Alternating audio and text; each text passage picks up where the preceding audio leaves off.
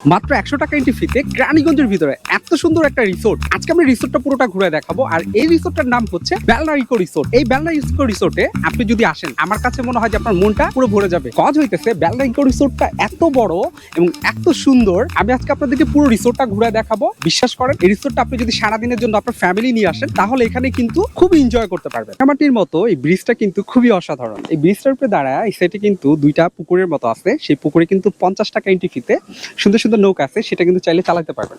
আর এই ব্রিজটার উপরে দাঁড়িয়ে আমি কিন্তু রাঙামাটি আসার যে ফিলটা সেটা কিন্তু করতেছি।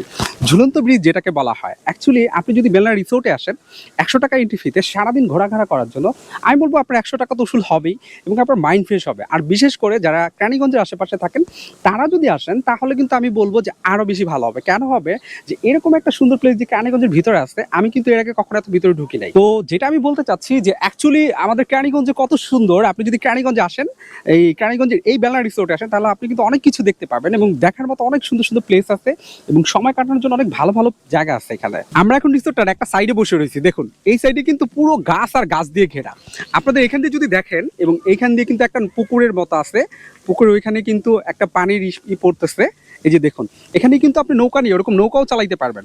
আর রিসোর্টটার এই পুকুরের সাইড দিয়ে কিন্তু ছাড় গাছ দিয়ে পুরোটা ঘেরা।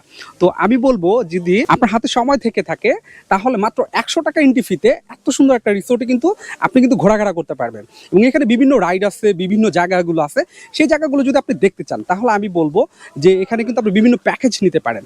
এখানে কিন্তু বসুন, দেখুন এই প্লেসটা দেখুন, এখানে কিন্তু বসার মতো এরকম অসংখ্য প্লেস আছে। আপনারা যদি ফ্যামিলি সহকারে সুইমিং পুলে গোসল করতে চান, তাহলে ৩০০ টাকা এন্ট্রি ফি দিয়ে এই সুইমিং পুলে গোসল করতে পারবেন। এবং জামা কাপড় চেঞ্জ করা, মোবাইল মানিব্যাগ রাখার জন্য লকার সুব্যবস্থা আছে এই রিসোর্টটিতে। এখানে বসার মতো এরকম অনেক সুন্দর সুন্দর প্লেস আছে। আপনারা এখানে যদি বসেন, বসে যদি বান্ধবী কিংবা ফ্যামিলি নিয়ে বসেন, ছোট ছোট প্লেস গুলা আপনি বিশ্বাস করেন, চারদিক দিয়ে গাছ, গাছে মানে অন্ধকারের মতো একটা জায়গা এবং খুব ঠান্ডা। মানুষ কিন্তু মানে খুব মানে যদি আপনি একান্ত সময় কাটাতে চান, আমি বলবো প্লেসগুলো খুবই অসাধারণ। আর এই কটেজগুলোর চারদিক দিয়ে কিন্তু গাছ দিয়ে ঘেরা। মানে ক্যামেরা কতটুকু বোঝা যাচ্ছে, এখানে কিন্তু অন্ধকার হয়ে গেছে জায়গাগুলো, এত গাছ, নিরিবিলি এবং খুবই ঠান্ডা একটা পরিবেশ। এই রিসোর্টটার ভিতরে দেখুন কত বড় একটা বিশাল মাঠ। অনেকে কিন্তু স্কুল থেকে বিভিন্ন প্যাকেজ নিয়ে আসে কিংবা পরিবার নিয়ে আসে। তো পরিবার নিয়ে এসে কি করে, নিজেরা টিম ভাগ করে এখানে কিন্তু খেলাধুলা করে। আর এই মাঠের পাশ দিয়ে কিন্তু পুরো সাইড দিয়ে পুরো গ্রামাঞ্চল। রানীগঞ্জের ভিতরে এত সুন্দর একটা ভিউ।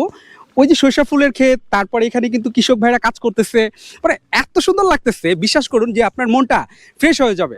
কর্মব্যস্ত শহরে কাজের ফাঁকে যদি আপনি এরকম একটা সুন্দর প্লেসে যদি কাছের মানুষকে নিয়ে আসেন, বিশ্বাস করেন মানে দিনটা আপনার মানে এত ভালো লাগবে। মানে আসেন একবার দেখে যান। অ্যাকচুয়ালি বলবো, যদি হাতে সময় থেকে থাকে, প্রাইস কিন্তু খুব একটা বেশি না।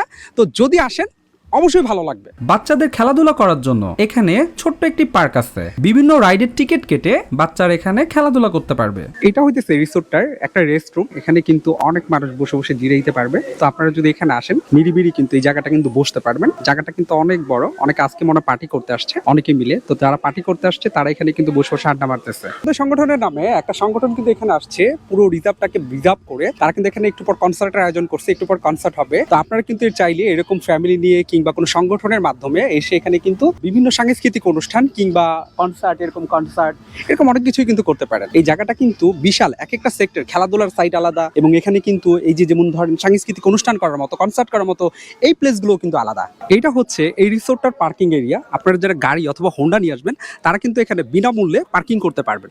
তো আমি বলবো যারা বেলনা রিসোর্টে আসবেন, যদি গাড়ি অথবা হোন্ডা থাকে, তাহলে কিন্তু এখানে খুবই সুন্দরভাবে ফ্রিতে পার্কিং করতে পারবেন। বেলনা ইকো রিসোর্ট যাওয়ার জন্য সর্বপ্রথম আপনারা কদমতলী মোড়ে আসবেন। কদমতলী থেকে লোকাল সিএনজি পাওয়া যায়, ৪০ টাকা করে আটিবাজার নামিয়ে দেবে। আটিবাজার মোড় থেকে লোকাল সিএনজি কে জিজ্ঞেস করবেন যে এখান থেকে বেলনা ইকো রিসোর্টের সামনে দিয়ে কোন সিএনজি যায়, সেখানে ভাড়া পড়বে ২০ টাকা। বেলনা ইকো রিসোর্টের সামনে যে সিএনজিটা নামিয়ে দেবে, সেখান থেকে আরো ১০ মিনিট হেঁটে যেতে হবে বেলনা ইকো রিসোর্টের ভিতরে। বাট আমি রিকমেন্ড করব আটিবাজার থেকে ৮০ থেকে ১০০ টাকা ভাড়া দিয়ে আপনারা একটা অটো ভাড়া করে একদম বেলনা ইকো রিসোর্টের সামনে নামার জন্য। আর এই ভিডিওটি যদি ভালো লেগে থাকে, তাহলে অবশ্যই লাইক, কমেন্ট এবং সাবস্ক্রাইব করবেন। আর যদি কোনো কিছু জানার থাকে, তাহলে অবশ্যই আমাকে কমেন্ট বক্সে জানাবেন।